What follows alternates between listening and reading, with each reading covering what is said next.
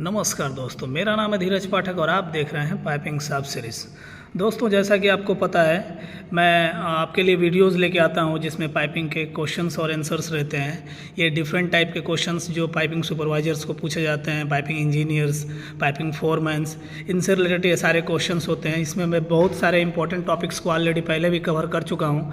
आप लोग हमारे इस वीडियोज़ के पे दिए हुए वीडियोज़ को सब्सक्राइब करिए, इस पे दिए हुए लिंक को देखिए। उसमें आपको बहुत सारे वीडियोज़ मिल जाएंगे जो general informations like hydro testing और कितने तरह के पाइपिंग सिस्टम होते हैं, क्या तरह का पाइपिंग क्या होता है एक्चुअली, उसके अंदर क्या है, रिफाइनरी के अंदर में कितने सारे सेगमेंट्स होते हैं, क्या इंटरव्यू के क्वेश्चंस बनते हैं आपके डिजिग्नेशन वाइज, ये सारी चीज़ों को मैंने पहले से डाल दिया है। आप डिस्क्रिप्शन बॉक्स में भी देख सकते हैं वो लिंक ओपन करके। और प्लीज़ लाइक शेयर और सब्सक्राइब इस वीडियो को करें, क्योंकि इस तरह के सिमिलर इन्फॉर्मेशंस मैं आपके तक लेके आ सकूं, क्योंकि मैं ये वीडियोस बनाने के लिए काफ़ी मेहनत करता हूं, मुझे एक मोटिवेशन मिल सके। Okay, let's start. अभी आज का जो हमारा टॉपिक है वो है न्यूमेटिक सिस्टम, कि एक्चुअली हमारा न्यूमेटिक टेस्ट क्या होता है। तो जैसे कि हमने बात किया था हाइड्रो टेस्टिंग में, तो हाइड्रो टेस्टिंग में हम वाटर से करते हैं या फिर किसी भी अप्रूव्ड लिक्विड से करते हैं टेस्टिंग। न्यूमेटिक टेस्ट में हम एयर का या फिर गैस का यूज़ करते हैं और उसी से हमारा ये जो टेस्टिंग होता है वो हमारी न्यूमेटिक टेस्टिंग के अंतर्गत में आती है। जैसे जो लोग रिफाइनरी में काम कर रहे हैं उनको भी ये पता है, या फिर यदि आप जानना चाहते हो तो आप इसका डेफिनेशंस देख सकते हैं। The process of using gas और air to determine if the system can safely withstand the pressure required under the normal uses. मतलब जब नॉर्मली उस सिस्टम में जो प्रेशर चाहिए वो दिया जाएगा, उस वक्त में हमारा सिस्टम विदस्टैंड करना चाहिए, हमारा सिस्टम वो चीज़ विदस्टैंड करना चाहिए, मतलब वो कर पाए। इसके लिए हम लोग ये टेस्ट करते हैं जनरली। जैसे एयर की जो लाइन्स है हमारे, जैसे इंस्ट्रूमेंट एयर की लाइन हो या प्लांट एयर की लाइन हो, इन सब के लिए हम जनरली ये न्यूमेटिक टेस्ट करते हैं। न्यूमेटिक टेस्ट और हम डिफरेंट टाइप के जो टैंक्स वगैरह बनाते हैं उस कंडीशन में भी टैंक की इंटीग्रिटी चेक करने के लिए, उसके जॉइंट्स की इंटीग्रिटी चेक करने के लिए हम लोग ये करते हैं न्यूमेटिक टेस्टिंग। जैसे बहुत सारे ऐसे गैसियस टैंक्स हैं जिनको चेक करने के लिए हम लोग वहाँ पर हाइड्रो ना करके न्यूमेटिक टेस्टिंग करते हैं। वो हमारा डिज़ाइनर डिसाइड करता है कि उस पर कौन सा टेस्टिंग करना है, बट आपको बस ये जानने की ज़रूरत है कि न्यूमेटिक टेस्ट का मतलब ये हुआ कि या तो फिर एयर से या फिर किसी भी गैसियस जैसे कि नाइट्रोजन से भी कभी कभी किया जाता है, जो अप्रूव्ड है उस पार्टिकुलर सिस्टम के लिए, उससे हम यदि टेस्टिंग करते हैं तो वो हमारा न्यूमेटिक टेस्ट में आता है।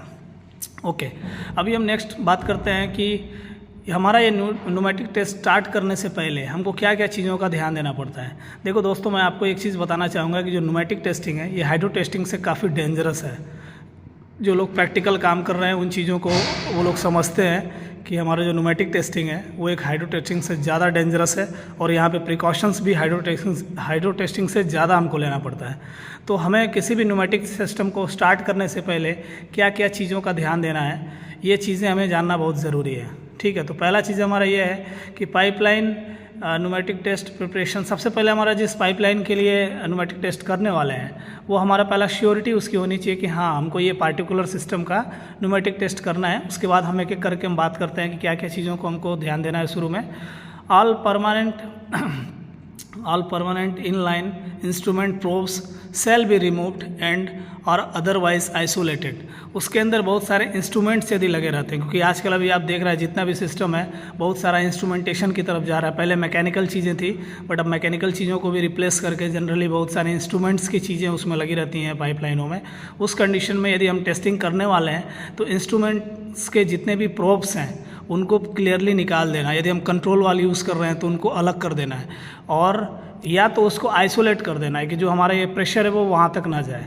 ओके, और हमारा जो रेगुलर वाल्स है जो उसमें यूज़ में आने वाली है उनको हम ओपन रखेंगे और उनको इन लाइन में रखेंगे। ओके, नेक्स्ट हम बात करते हैं कि equipments will be setup at the work site. ये जो हम सिस्टम लाएंगे, ऐसा नहीं है कि हमारा जो मैनीफोल्ड है हमारे सिस्टम से काफ़ी दूर हो, तो हमारा इक्विपमेंट भी वहाँ पे नज़दीक में होना चाहिए, और वेरी नियर बाई हमारा जहाँ पे सिस्टम में टेस्टिंग करने वाला है वो टेस्टिंग और हमारा मैनीफोल्ड दोनों एक दूसरे के नज़दीक होना चाहिए। हमारा जो एयर सप्लाई है वो भी कंप्रेशर का जो अरेंजमेंट है वो भी हमारा नज़दीक में होना चाहिए। तो process pipe pneumatic testing manifolds connect connection diagram. हमारे पास एक ऐसा डायग्राम होना चाहिए कि किस तरीके से हम एयर किस तरीके से उसके अंदर फिलिंग करेंगे और कैसे हम डिस्चार्ज करेंगे, इसका एक फ्लो डायग्राम अपने पास होना चाहिए। इस फ्लो डायग्राम में अभी आने वाले नेक्स्ट स्लाइड में मैं आपको बताऊंगा कि वो कैसा रहता है, उसमें क्या क्या चीज़ें रहती हैं। वो अपने पास एक डायग्राम भी होना चाहिए जिससे श्योरिटी हो सके जो भी बंदा काम करने वाला है कि वो उस डायग्राम से मैच कर पाए कि ये रिक्वायर्ड चीज़ें अपने को चाहिए और वो चीज़ें उसके अंदर अवेलेबल हैं नहीं है। यदि नहीं है तो उसको अवेलेबिलिटी में लाएगा। ओके, नेक्स्ट टेम्परेरी बैरियर्स लगा होना चाहिए, वार्निंग टेप्स लगे होने चाहिए, will be erected around the work site. Actually जहाँ पे भी हम काम कर रहे हैं उस वक्त में हमारा वो एरिया पार्टिकुलरली वेरीगेटेड होना चाहिए जिससे हमको ये पता चल पाए कि ये हम इस एरिया में न्यूमेटिक टेस्ट कर रहे हैं, क्योंकि न्यूमेटिक टेस्ट बहुत ही ज़्यादा डेंजरस है। मैं एक बार और आपको बोलना चाहूँगा, क्योंकि जो हाइड्रो टेस्ट का इम्पैक्ट है उससे कहीं 2 टाइम्स के अप्रॉक्स में हमारा न्यूमेटिक टेस्ट का इम्पैक्ट होता है। इसके लिए और हाइड्रो टेस्ट में हमको वो वाटर और लीकेज सारी चीज़ें पता भी चलती हैं और यहाँ पर पता भी नहीं चलती है एयर के लीकेज का। तो वो इनविजिबल एक हाई प्रेशर एयर पे हम काम करने जा रहे हैं, वो सिस्टम कुछ भी हो सकता है।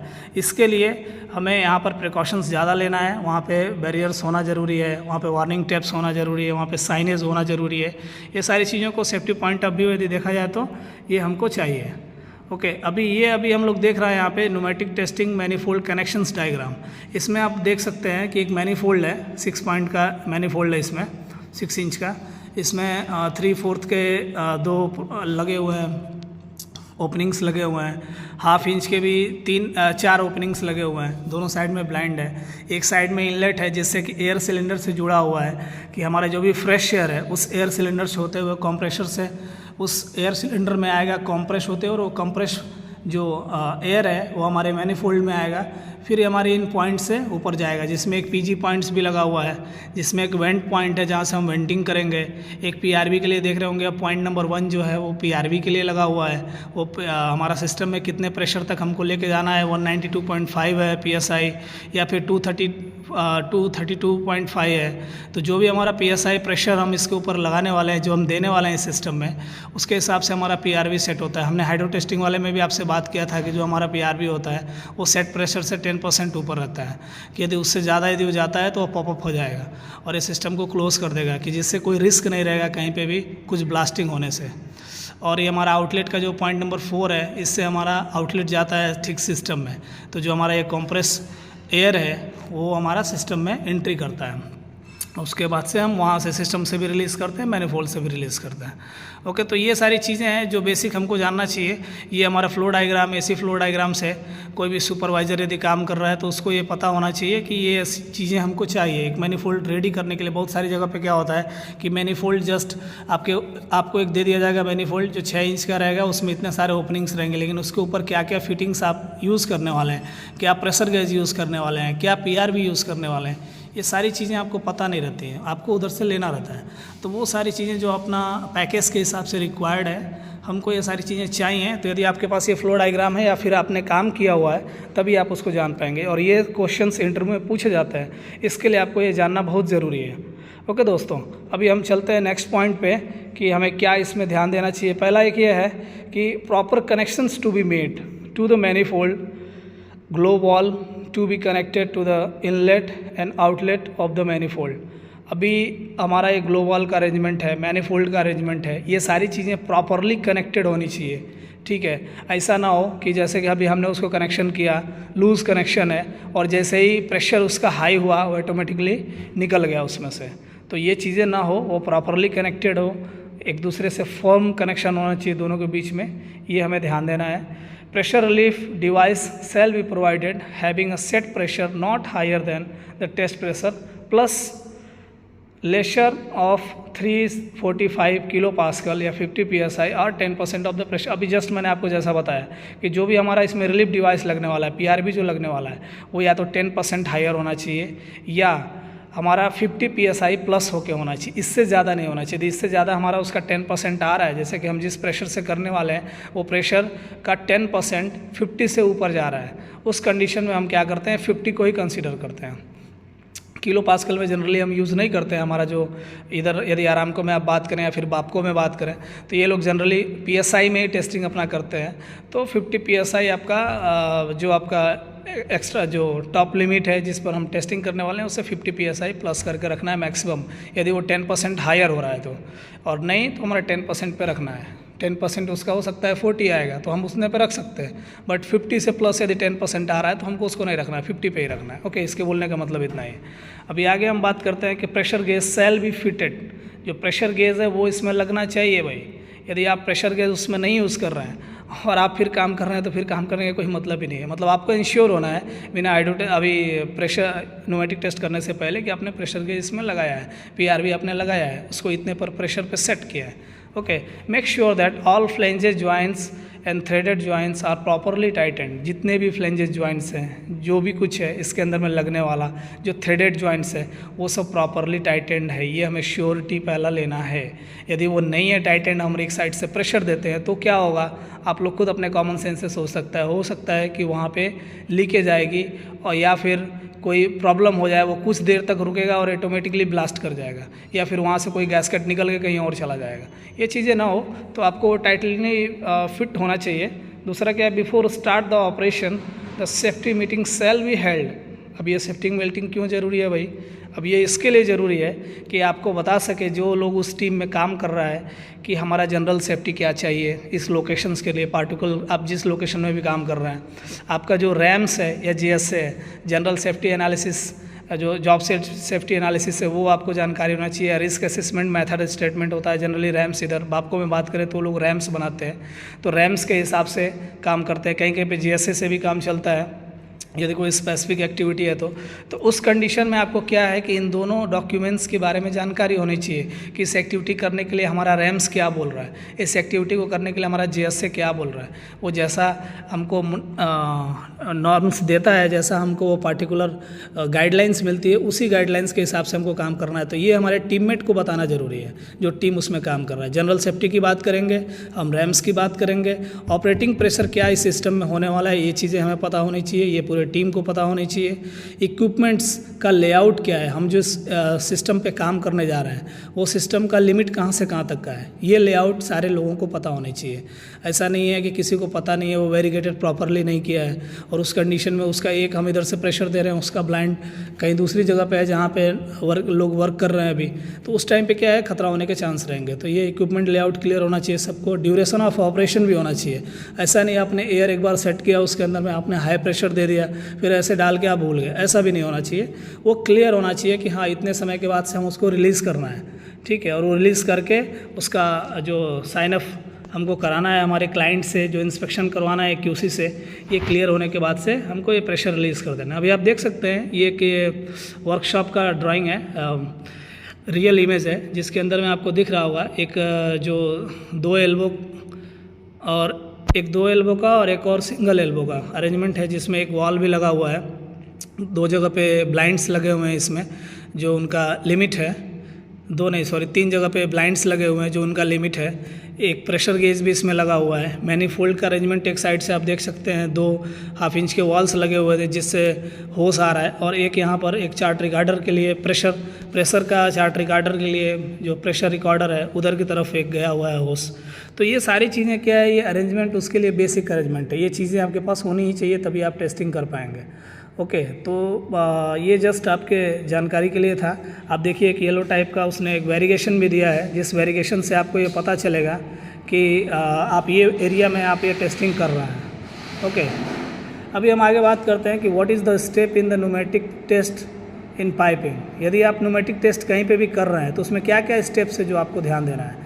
ये एकदम जनरल टॉपिक है, ये आपको पता होना चाहिए। ये जो प्रोसीजर्स हैं, ये सेम प्रोसीजर्स हम हाइड्रो टेस्टिंग में भी यूज़ करते हैं, लेकिन हाइड्रो टेस्टिंग में क्या होता है, हम एयर के लिए वाटर के लिए यूज़ करते हैं, यहाँ पर एयर के लिए कर रहे हैं, लेकिन जो प्रोसीजर्स हैं वो लगभग सिमिलर है। जैसा कि आप देख सकते हैं, ensure that the system is approved and permit. आप जिस सिस्टम पे काम करने जा रहे हैं, आपकी ये इंश्योरिटी होनी चाहिए कि ये सिस्टम अप्रूव्ड है उस टेस्ट करने के लिए। आइदर वो यदि आप हाइड्रो टेस्ट करने जा रहे हैं तो हाइड्रो टेस्ट के लिए आपका सिस्टम अप्रूव्ड है, यदि आप प्रेशर टेस्ट में न्यूमेटिक करने जा रहे हैं उस वक्त में न्यूमेटिक के लिए आपका अप्रूव्ड है। तो ये चीज़ क्लियर होना चाहिए कौन सा टेस्ट करना है और कौन सा हमारा पैकेज है।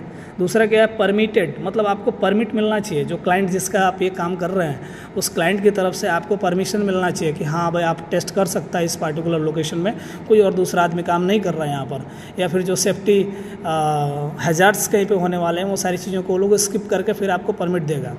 ओके, आगे जो हमारा पॉइंट है कि connect pneumatic setup with system.